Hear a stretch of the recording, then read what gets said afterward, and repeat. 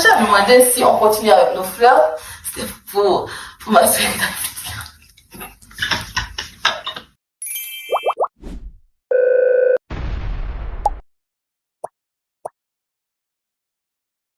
la façon dont tu m'as répondu, je me suis dit que c'était un test, genre, si tu étais d'accord, genre, au fait de garder nos flirts et tout, peut-être que ça allait vraiment balancer le truc du côté négatif et que tu allais avoir plus de raisons de pas tout mettre encore avec moi. Du coup, je me suis dit que, bah écoute, genre, je suppose que c'est une pause sur la fleur.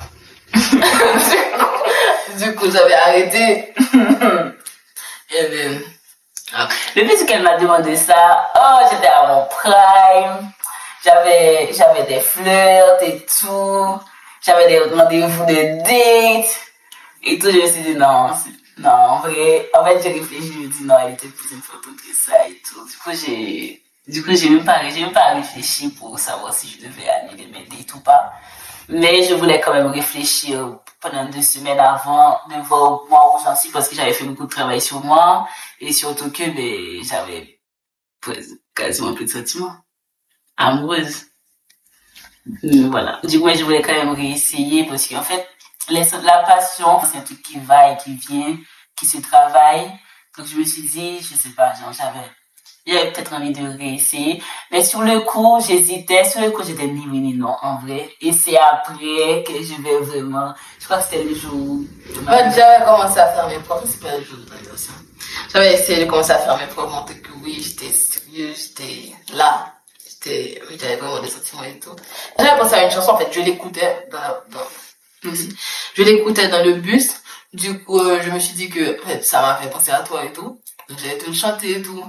Mais on était à 1 semaine, quoi. Ouais. À 1 semaine de l'attente et tout. Et puis, je me suis dit que, bah, demain, je vais te le chanter. Et puis, je te l'ai chanté, j'avais dit que j'avais une chanson à chanter et tout. C'est ça, nous. C'était quoi la chanson? C'était quoi la chanson? Fais une petite démo. Ce sera nous dès ce soir. À nous de le vouloir. Okay. C'était cette chanson. Du coup, elle avait chanté. Et puis, oh, j'ai trop aimé. Déjà, j'aime beaucoup sa voix. Elle sait sur quoi elle a joué. En fait, je jouais pas sur ça pour que tu te mettes en poète. J'avais juste pensé à ça, du coup, je me suis dit que j'allais chanter, puis, tu vois. J'avais dit, j'accepte. Genre, quand elle a fini de chanter, j'aimais trop et tout. Non, c'était pas ça, c'était pas déjà mon anniversaire. C'était pas le jour de mon anniversaire, on était déjà très en couple le jour de l'anniversaire. Mais oui, quoi, c'était ce jour-là que j'avais dit, parce que je me rappelle. Tu sais, quand j'avais chanté, t'avais dit, je sais pas, un truc sur faire ma demande en something et tout. Et puis, j'étais pas de chercher une bague que j'avais dans mon sac. Genre, c'était ma bague à moi. Et tout, je me suis mise à genoux, genre, je lui ai demandé d'être ma copine et tout. Et puis elle avait dit oui, j'acceptais tout, et elle a pris en couple. Genre, c'était le 12 ou 13 mai, je crois. Et en fait, à partir de là, on pourrait dire oui, c'était la vie est belle et tout, mais on a dû surmonter le fait que je repassais en boucle la première relation. Et en fait, on a dû beaucoup discuter par rapport à ça parce que souvent, en fait, je ramenais, à chaque fois qu'on a une dispute, je ramenais toujours tout à notre ancienne relation. Il disait, de toute façon, t'avais fait ça. Je me sentais être ça tellement injuste que tu me donnes une deuxième chance et que tu me donnes même pas la possibilité de te prouver que j'étais là, genre, que je voulais cette deuxième chance. Un jour, tu m'avais même dit que, tu sais pas, genre, tu m'appelles, tu m'avais dit que t'avais peur que je sois là par vengeance or something. Parce que, genre, j'étais presque... Je comprenais pas pourquoi parce que, je sais pas, le truc c'est que toute personne normale n'allait pas accepter une relation comme ça, une deuxième chance. Et deuxièmement, t'as accepté. Et t'arrêtais pas de me faire me sentir coupable pour ce qui s'était passé entre nous et tout.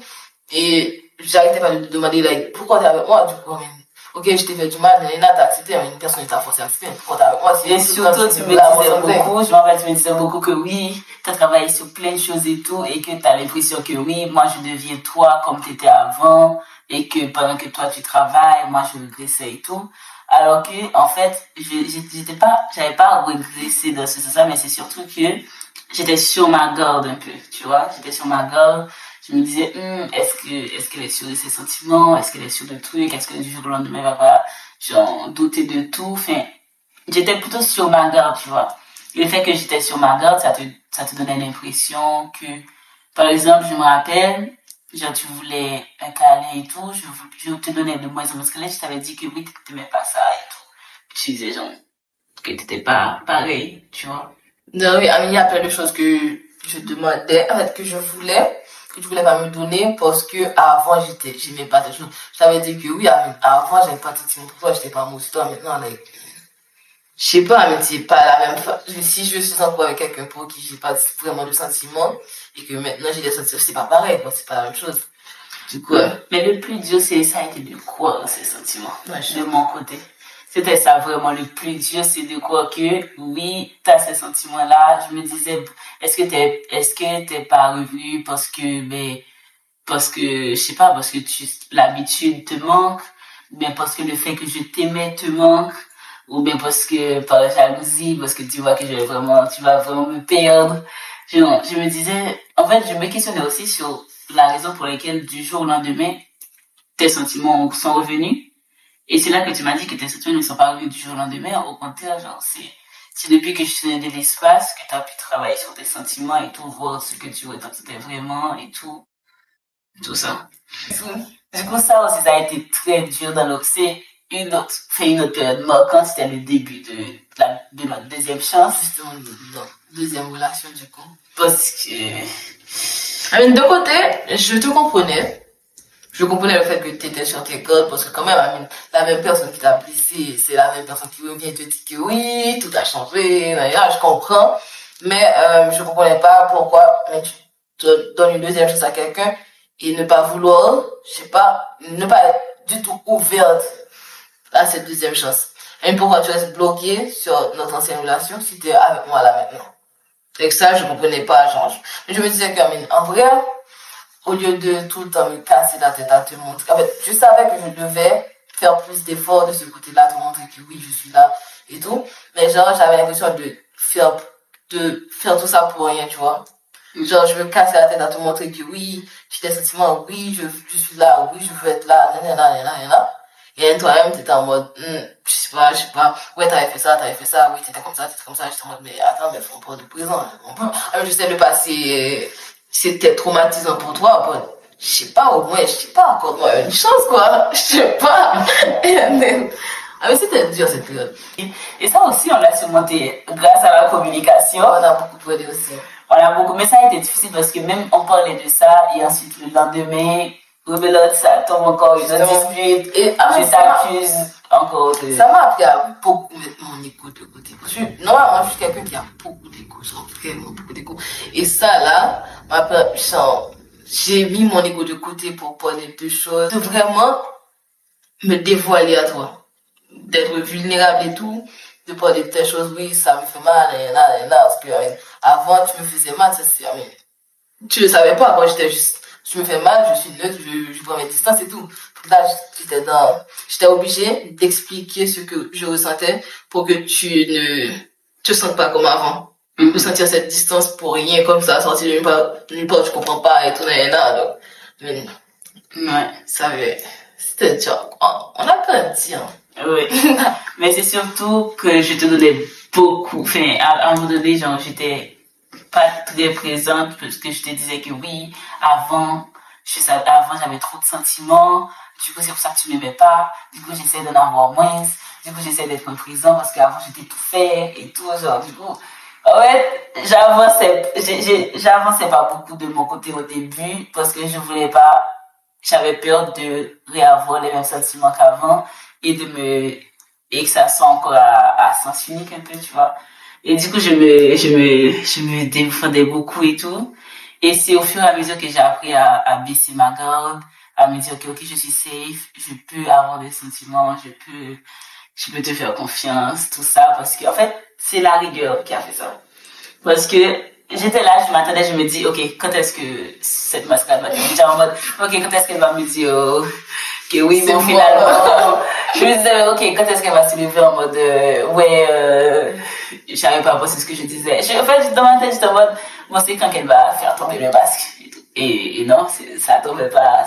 Plus les jours avançaient, des petites fleurs, des petits trucs, tout ce que je demandais. C'est pour ça qu'on te dit, hey, si quand une personne t'aime, tu sais. tu sais, si tu te sens pas aimé, fuis. Oh, parce que quand une personne t'aime, tu sais. Ah ouais, t'as fait l'expérience avec la même personne. Avec la même personne. Genre, moi, j'ai les mêmes échantillons. Les mêmes échantillons. Quand une personne est fou amoureux de toi, tu le sais direct. Genre, tout le temps des petites fleurs, des petits soins. Et surtout côté affectif, je recevais beaucoup de câlins, beaucoup de petits bisous, beaucoup de mots d'amour. Alors qu'avant tu me disais, tu sais pas comment faire, tu sais pas, il faut que je t'apprenne. Hey, quand tu as voulu savoir, tu as su toute seule. Je t'ai rien appris.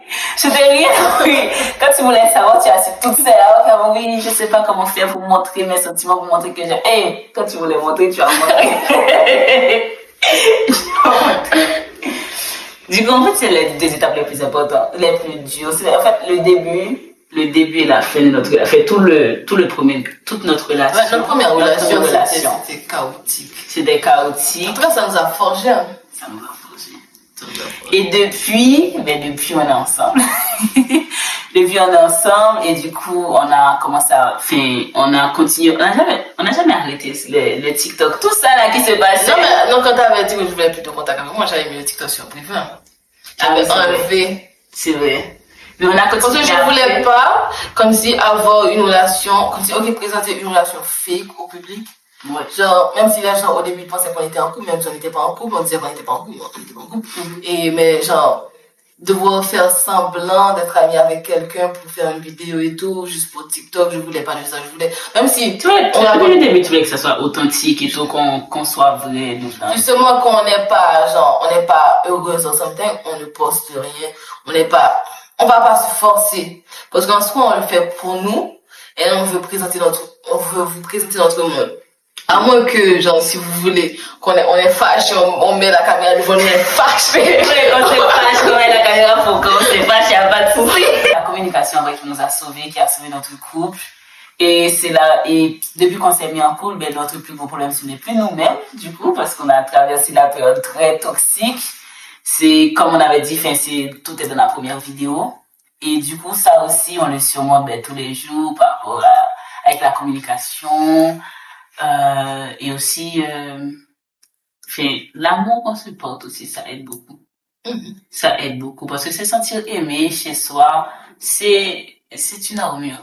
C'est une armure par rapport à toutes les agressions extérieures, par rapport à toutes les pensées extérieures, même les pensées vis-à-vis de soi, parce qu'il y a beaucoup j'avais beaucoup perdu confiance en moi par rapport à autre chose, ouais. Et son amour m'a vraiment aidé à avancer par rapport à certains points et tout. J'aime la relation qu'on a. Moi aussi.